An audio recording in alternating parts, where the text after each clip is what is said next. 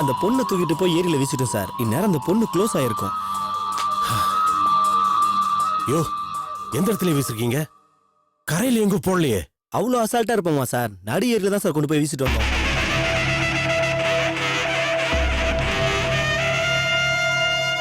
போதுமாயா?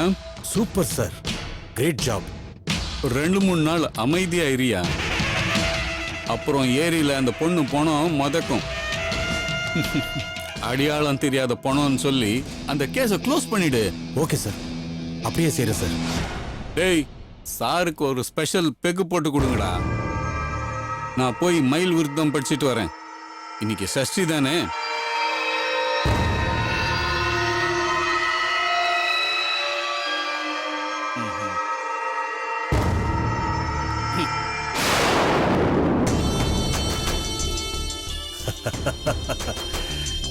சஷ்டி, மயில் விருத்தம் படிக்கிறது, அதுவும் சரக்கடிச்சிட்டு. Super.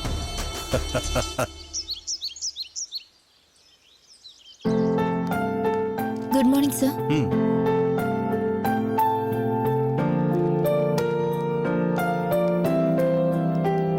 Excuse me madam. Yes. என் பேர் குமார், சென்னையில இருந்து வந்திருக்கேன். சொல்லுங்க சார். இங்க காயத்ரின்னு ஒருத்தவங்க சேர்ந்திருக்காங்களே, சென்னையில இருந்து டிரான்ஸ்ஃபர் ஆயிருக்காங்களே. காயத்ரியா? அப்படி யாரும் இங்க இல்லையே. மேடம், அவங்க இங்க தான் வேலைக்கு சேர்ந்திருக்காங்க மேடம், அது கன்ஃபார்ம்டு. ஃபோன் பண்ணி தகவல் எங்க கிட்ட சொல்லியிருக்காங்க. நீங்க இல்லைன்னு சொல்றது எனக்கு ஆச்சரியமா இருக்கு. சார், தப்பா நினைச்சுக்காதீங்க. இருக்காங்கன்னா இருக்காங்கன்னு சொல்ல போறேன். காயத்ரின்னு இந்த ஆபீஸ்ல யாரும் இல்ல சார். டிரான்ஸ்ஃபர் வாங்கிட்டு வந்திருக்காங்க மேடம். நான் தான் வரலன்னு சொல்றேனே சார். என்னன்னா நீங்களே இந்த அட்டெண்டன்ஸ் ரெஜிஸ்டர் லிஸ்ட்ல பாருங்க. இதுல காயத்ரிங்கிற பேரே கிடையாது.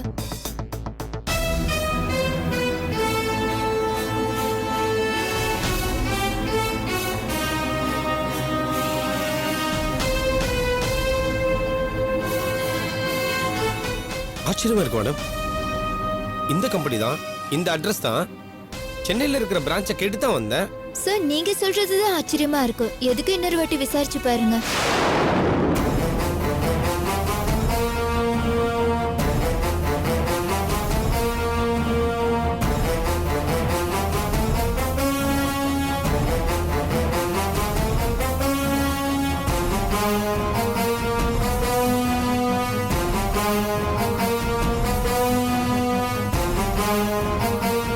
This number is currently switched off.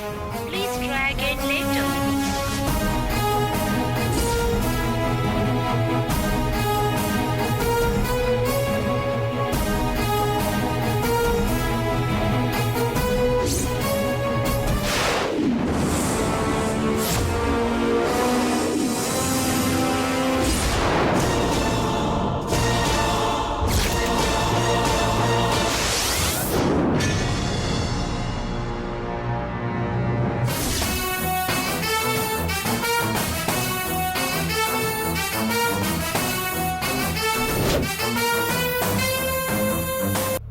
சென்னையில பால் பவுடர் கம்பெனில சேர்ந்திருக்கா சார். சேர்ந்து 10 நாள் கூட ஆகல. அதுக்குள்ள ப்ரமோஷனும் கொடுத்து டிரான்ஸ்ஃபரும் கொடுத்து இந்த ஊருக்கு அனுப்பிச்சு விட்டுருக்காங்க. இங்க இருக்கிற கம்பெனில போய் விசாரிச்சா இப்படி ஒரு பொண்ணே இல்லைங்கிறாங்க சார். யோ, நீ யாரியா? அந்த பொண்ணுக்கு நீ என்ன வேணும்? சார், இந்த பொண்ணோட மாமா சார். மாமாவா? என்ன மாதிரி மாமா? சார், வாய மூடியா. இந்த பொண்ணு மேல காஞ்சா கேஸ் இருக்கு, தெரியுமா உனக்கு? இவளுக்கு புருஷன் ஒருத்தர் இருக்கிறான். புருஷனும் பொண்டாட்டியுமா சென்னையில இருந்து கார்ல காஞ்சா கடத்திட்டு வந்து கையும் களவமா மாட்டிருக்காங்க. பிடிச்சது என்னோட கான்ஸ்டபிள். சார், என்ன சார் சொல்றீங்க? சார், இதுக்கெல்லாம் இந்த சான்ஸ் இல்ல சார். இந்த பொண்ணுக்கு இன்னும் கல்யாணமே ஆகல சார். யோ, ஒருத்த வந்து புருஷன்றான், நீ என்னடானா மாமாங்கிற, கல்யாணமே ஆகலன்னு வேற சொல்ற. யோ, என்னதாயா சொல்ல வரீங்க எல்லாரும்? இதோ பார், என்ன பத்தி உனக்கு தெரியாது. நான் ஒரு முடிவு பண்ணிட்டேன்னு வையி, நீ யாரு, எந்த ஊரு, உன்னோட ரெக்கமெண்டேஷன் என்ன, என்ன பேக்ரவுண்ட் இருக்குது, எதுவுமே பார்க்க மாட்டேனா. குட்டிய பேத்துரு வச்சாக்குறத. ஐயோ சார், என்ன நம்புங்க சார். இதுல ஏதோ குழப்பம் இருக்குன்னு நினைக்கிறேன் சார். காயத்ரி நல்ல பொண்ணு சார், நல்ல குடும்பத்துல இருந்து வந்த பொண்ணு. அவ தான் உண்டு தான் வேலை உண்டுன்னு இருப்பா சார். எது காஞ்சா கடத்துற வேலையா? போலீஸ் கஸ்டடியில இருந்து தப்பிச்சு ஓடி இருக்காயா? நீ என்னமோ புகழ்ந்துட்டு இருக்கிற. இவளோட கூட வந்த அந்த புருஷன் கூட வேன்ல அடிபட்டு கோமாவுல ஹாஸ்பிட்டல்ல கிடக்குறான். தெரியுமா உனக்கு? அவன் மட்டும் என் கையில சிக்குனா 8 வருஷம் தீட்டிட மாட்டேன். யோ, மரியாதையா உண்மையை சொல்லிடு. நீயும் அந்த காஞ்சா பார்ட்டியோட ஆளுதானே? சார் இல்லங்கிறியா? ஐயோ சார், சத்தியமா அப்படிப்பட்ட ஆள் நாங்க இல்ல சார். எனக்கு என்ன பண்ணணும்னு தெரியல. தயவுசெய்து நீங்க என்ன நம்புங்க சார். அப்படிங்கிறியா? அப்படின்னாக்கா திரும்பி பார்க்காம போயிடு. ஓயா சார் யோ, நீ சொல்ற காயத்ரிய பெங்களூர் போலீஸ் ஃபுல்லா தேடிட்டு இருக்கு. ஷூட் அண்ட் சைட் ஆர்டர் வாங்கி வச்சிருக்கிற. அவன் பணமா மாட்டினாலும் பணம்தான், உசுரோட மாட்டினாலும் பணம்தான். புரியுதோ? சார் அப்படிலாம் எதுவும் சொல்லாதீங்க சார். யோ, உனக்கு உசுறு பொழைக்கணும்னு எண்ணம் இருந்ததுன்னா மரியாதையா ஓடிரு. இந்த பக்கம் திரும்பி பார்க்காத. ஆனா ஒண்ணு, நீ தேடிட்டு வந்திய காயத்ரி, அவளை கண்டுபிடிச்சு காப்பாத்தணும்னு நினைச்ச அவ்வளவுதான். அவளுக்கு அதிர்ஷ்டம் இருந்தா ஜெயிலுக்கு போவா. அப்படி இல்லைன்னா செத்து போயிரு. புரியுதா? போயா, சொன்னேன்ல, போ போயா.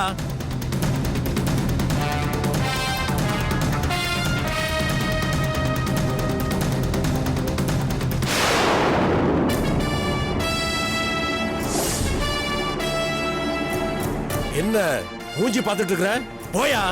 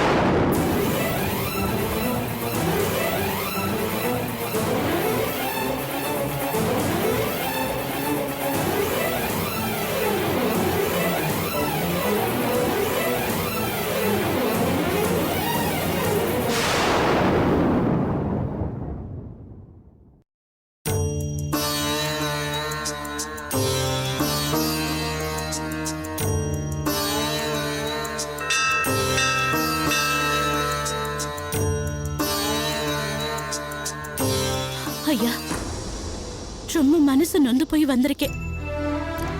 இந்த பிரச்சனையில இருந்து எப்படி மீள போறோம்னே தெரியல. நீங்க தான் எங்க பொண்ணு ஜாதகத்தை பார்த்து ஒரு நல்ல வழியை சொல்லணும்.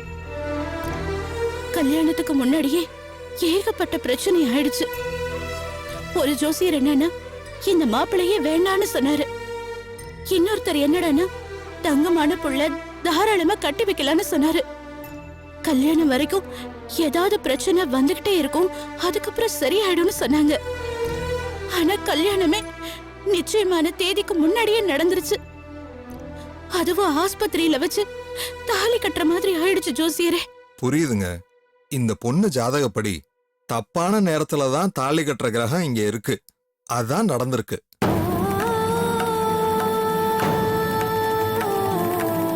நடந்ததை இனிமே நம்மளால மாத்த முடியாது. ஆனா இதுக்கு மேலே எந்த தப்பும் நடக்காம ஏதாச்சும் பரிகாரம் சொன்னீங்கன்னா ரொம்ப நல்லா இருக்குங்கய்யா. தோஷம் ஏதாவது இருக்குங்களேயா? இல்ல எதுக்கு கேக்குறேன்னா தாலி கட்டின நிமிஷத்துல இருந்து எங்க பொண்ணு நிம்மதியாவே இல்ல. என்னென்னமோ பிரச்சனை, எல்லாமே எதிர்பார்க்க முடியாத அளவுக்கு வருது. ரொம்ப கவலையா இருக்குங்கய்யா. ஜாதகத்தை நல்லா பார்த்துட்டேன். பெருசா கிரக தோஷம்லாம் எதுவும் இல்ல. குறிப்பா பரிகாரம் பண்ற அளவுக்கு எதுவும் இல்ல. ஆனா தாலி கட்டின நேரம் சரியில்லைமா, கொஞ்சம் படுத்தத்தான் செய்யும். நீங்க ஒரு காரியம் பண்ணுங்க. ஒரு நல்ல நாள் பார்த்து தாலி பெருக்கு போடுற சடங்கை ஏற்பாடு பண்ணுங்க. மறுபடியும் சூர்யா கையால சுப்பு கழுத்துல தாலி கட்ட சொல்லுங்க. அப்படிங்களாயா? ஆமாம்மா, தாலி பெருக்கி போடுறதுங்கிறது தாலி கட்டுறதுக்கு சமமான ஒரு சடங்கு. இந்த காலத்துல யாரும் அதை பெருசா எடுத்துக்கிறது இல்ல. கயித்துல இருந்து செயினுக்கு மாத்துறதுல தான் இருக்கிறாங்க. உண்மையிலேயே தாலி பெருக்குங்கிறது ரொம்ப முக்கியமான சடங்கு. தாலியோட லட்சுமி காசு, தட்டுமணி, பொட்டு, கருகமணி இதெல்லாம் சேர்க்கறது எதுக்குன்னு நினைக்கிறீங்க? லட்சுமி காசும் பொட்டும் சேர்ந்தா புருஷன் எப்போதுமே பிரியாம கூடவே இருப்பான். தட்டுமணி சேரும்போது வம்ச விருத்தி உறுதிப்படும். கருகுமணி சேர்க்கிறது அடுத்தவங்க பார்த்து கண்ணு போடாம இருக்கிறதுக்கு தான். நல்ல தாம்பத்தியம் நடக்க வேணாங்களா? அதுக்கான ஏற்பாடு தான் இதெல்லாம். ஐயா, தெய்வ வாக்கு மாதிரி சொல்றீங்க. இதுக்காக தான் நான் உங்களை பார்க்க வந்தேன். சுப்புவும் உங்க புருஷனும் என்னைக்கும் ஒத்துமையா சந்தோஷமா இருக்கணுங்கிறது தவிர எங்களுக்கு வேற எந்த ஆசையும் இல்லைங்க. அப்போ உடனே ஒரு நல்ல நாள் பார்த்து தாலி பெருக்கி போடுங்கம்மா. மிச்சத்தை அது பார்த்துக்கும். ரொம்ப சந்தோஷங்கய்யா. ஆ, நீங்களே அதுக்கு ஒரு நல்ல நாளா பார்த்து சொல்லுங்களேன். சரிம்மா.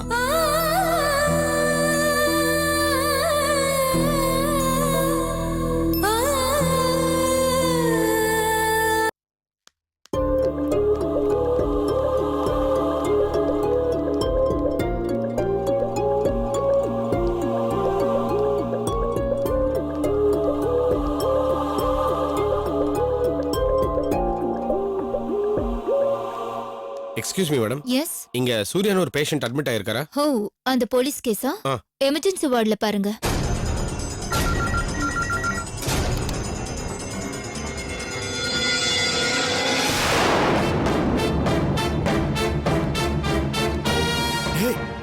பாவி, நீ எங்கடா இங்க வந்த? என் மூத்த புள்ளி கொன்னது பத்தாதுன்னு இப்ப இவனையும் கொலை பண்ண வந்திருக்கியா? அடச்சி, வாய கழுவு. யார்ட்டியா பேசுற? உன் புள்ளி யாரையா கொன்னா? ஒரு பொய்ய திரும்ப திரும்ப சொன்னா பொய்ய உண்மையாயிடுமா? என்ன பாரியா, என்னைக்கு எங்க மாமா உன் குடும்பத்தோட சம்மதம் வச்சுக்கிட்டாரா அன்னைக்கு போச்சா என் குடும்பத்தோட நிம்மதி. தோ தோ இன்னைக்கு வரைக்கும் எங்க வீட்டு பொண்ணு கஷ்டப்படுறாயா? கஷ்டத்துக்கு மேல கஷ்டப்பட்டு இருக்காயா? எங்க போனாலும் பொறுக்கி மாதிரி பின்னாடியே போய் போய் டார்ச்சர் பண்ண வேண்டியது. அதுக்கு என்ன சொல்ல போற? நல்லா கேட்டுக்கோ, நான் இன்னைக்கு சொல்றேன், உன் புள்ள எங்க போனாலும் நான் சும்மா விட மாட்டேன். சும்மா விட மாட்டேயா? எங்க வீட்டு பொண்ணு மேல உன் பையன் நிழல் கூட படக்கூடாதாயா இந்த ஊருக்கு வந்து வேலை செய்யறா? சுமார் தானே உன் புள்ள? இங்கேயும் வந்து அவளை அடிச்சு வேலையை விட்டு துரத்துற அளவுக்கு கொண்டு வந்திருக்காயா? இப்ப கஞ்சா கேஸ் வரைக்கும் இழுத்து கொண்டு வந்து விட்டுருக்கான். நல்லா இருப்பீங்களா நீங்களா? உன் குடும்பம் நல்லா இருக்குமையா? உன் புள்ள நல்லா இருப்பானையா? என்னையா பண்ணா எங்க வீட்டு பொண்ணு? அவனையா பண்ணா? அவளை சுத்தி பிரச்சனைக்கு மேல பிரச்சனைக்கு மேல பிரச்சனைக்கு மேல பிரச்சனையா கொடுத்துட்டு இருக்கீங்களா? இதுல என்ன கிடைக்குது உங்களுக்கு? என்ன நிம்மதி கிடைக்குது? நல்லா இருப்பியா நீ? பயமுறா, யாரடா பாவி? அந்த காயத்ரி தான்டா கொலகாரி. அவளாலதான் என் மூத்த புள்ள செத்தான். இதோ என் ரெண்டாவது புள்ள இந்த நிலைமைக்கு இருக்கிறது காரணமே அந்த பாவப்பன காயத்ரி தான்டா. பாய மூடு. உனக்கு என்ன தெரியும்? பெத்து வச்சிருக்க ஒரு தருதல. அவன் என்ன தெரியுமா பண்ணா? போலீஸ் கிட்ட போய் காயத்ரி தான் என் பொண்டாட்டின்னு சொல்லிருக்காயா? அவன் எப்படியே சொல்லுவா? அவனுக்கு எப்படியே தைரியம் வந்துச்சு? போ போய் சொல்லு. ஒருத்தைய கட்டி வச்சிருக்க உன் பையன் தலையில அவட்ட போய் சொல்லு. நினைச்சு நினைச்சு நாண்டுகிட்டு சாவா. ஏய் ஏய், கத்தற வேலை என்கிட்ட வச்சுக்காத. உன் பண திமிரெல்லாம் உன்னோட வச்சுக்கோ. என் பலம் என்னன்னு உனக்கு தெரியாது. கண்ணு அசைச்சேன், ஊர்ல இருந்து 100 பேர் அருவாளோட வந்து உன் குடும்பத்தை வெட்டி புதைச்சிட்டு போய்கிட்டே இருப்பானு. கல்யாணத்துக்கு அப்புறமாவது ஒழுங்கா அவன் குடும்பத்தோட வாழ்வான்னு பார்த்தா தேடி தேடி வந்து எங்க பொண்ண டார்ச்சர் பண்ணிக்கிட்டு இருக்கான். எங்கேயா உள்ள கோமால் தானே இருக்கான்? வேன்ல அடிச்சு சாகாதவனை நான் அடிச்சு எப்படி சாகடிக்கிறேன்னு பாரு. ஏய் ஏய், மகன போடா. யார் மேல கை வைக்கிறேன்? யார் மேல கை வைக்கிறேன்? ஏய் ஆறா, கையை அடிச்சு நீ. அல்லங்கயா, என்னையா சண்டை இது? இது என்ன உங்க வீடு நினைச்சீங்களா இல்ல ஹாஸ்பிடல் நினைச்சீங்களா? இல்ல சார், இவனை நான் கொண்டாதான் சார். ராஸ்கல், இவனை வெளிய போக சொல்லுங்க சார். நிதலியா, என்னையா பிரச்சனைங்க? சார், என் புள்ள ஐசியூல அட்மிட் ஆயிருக்கான் சார். அவன் கொலை பண்ண வந்திருக்கான் சார் இந்த ராஸ்கல். என்ன முதல்ல கொலை பண்ணாதே. நிறுத்தியா? அவர் பிள்ளைக்கு உனக்கு என்னையா சம்பந்தம்? சார், என் பேர் குமார் சார். எங்க மாமா பொண்ணு பேர் காயத்ரி சார். என் மாமா பொண்ணு பின்னாடி சுத்தி சுத்தி டார்ச்சர் பண்ணதான் இவன் பையனோட வேலை. அவன் டார்ச்சர் தாங்க முடியாம ஊர்ல இருந்து இங்க வந்து வேலை பார்த்தா சார். வேலை பார்த்த இடத்துல அவன் காணோம் சார். நானும் எங்கெங்கயோ தேடி பார்த்துட்டேன் சார். கடைசியில போலீஸ்ட்ட போய் கம்ப்ளைண்ட் பண்ணலாம்னு பார்த்தா அங்க கஞ்சா கேஸ் அதுன்னு சொல்றாங்க சார். ரொம்ப பயமா இருக்கு சார். இது எல்லாத்துக்கும் காரணம் இவன் பையன் உள்ள படுத்துட்டு இருக்கானே சார். அவன்தான். அவனை கையால கொல்லணும். ஏய் நிறுத்து. ஏன் முன்னாடியே கொல்லுன்னு சொல்றியா நீ? கேஸ போட்டு உள்ள தள்ளிடுவேன் நானு. சார் வெளியே போ முதல்ல. ஐயோ சார் நான் சொல்றத கேளுங்க சார். வெளியே போன்னு சொல்றல. போய வரல. போயான்றல. போ வெளியே. போயா அண்ணா.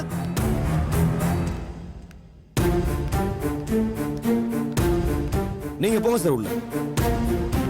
நீங்களே வேலையை பாருங்க. போங்க.